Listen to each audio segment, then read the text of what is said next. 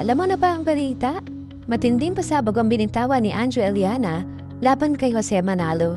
Sa isang video, diretso pinangalanan ni Anjo si Jose bilang umanay kabilang sa sindikato sa Itbulaga. Sinabi niya siya raw ang pasimuno sa pagpapalit ng lyrics sa Bakit Papa, kung saan inalis ang pangalan ni Anjo at pinalitan ng Jose Manalo.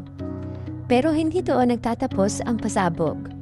Reveal ni Anjo, matagal na niyang gusto sapakin si Jose dahil umano sa pagyayabang nito kapag wala si Vic.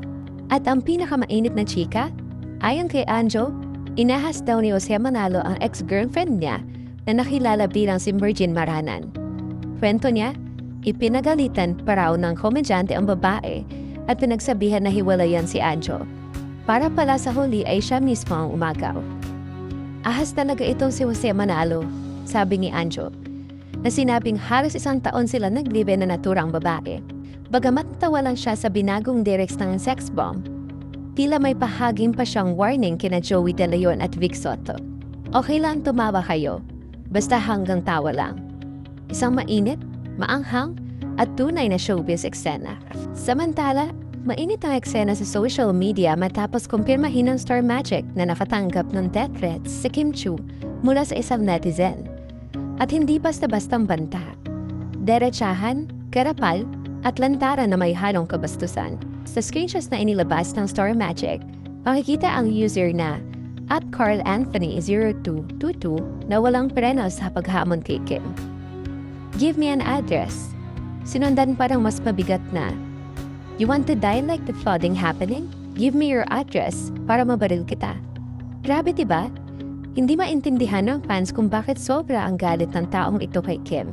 Lalo na't ang actress ay nagpapakita lamang ng concern sa mga kababayan natin sa Cebu na nasalanta ng bagyo. Dahil dito, ilang araw na nagre-request ang followers ni Kim na umaksyon na ang Star Magic at protektahan ang actress mula sa ganitong klaseng online harassment. At kagabi nga, November 16, naglabas na ng pahayag ang Star Magic. Malinaw, diretso, at mabigat. We do not tolerate threats, derogatory remarks, and personal attacks against our artists. These acts have serious and damaging consequences, and we will take legal action if necessary. Ibig sabihin, hindi mapapaawat ang management. Kung kailangan dalhin sa korte, dadalhin. Marami rin nagtataka kung bakit parang favorite target ng basher si Kim Chiu. Gayong wala naman siyang ginagawang masama. Sa tuwing may mga isyong lumalabas, tila may grupo talaga ng anti-Kim bashers na nakaabang para ibuhos ang galit nila. For no clear reason. Sa ngayon, ang sigurado lang, hindi napapalagpasin ng Star Magic ang death threats. Si Kim, tahimik man siya, pero alam ng fans, deserve niyang proteksyon at respeto. Isang nakapainit ulong episode na nagbukas muli ng usapan tungkol sa online toxicity at kung hanggang saan ito dapat hayaan. Don't forget to like, comment, share, and subscribe now. Thank you for watching!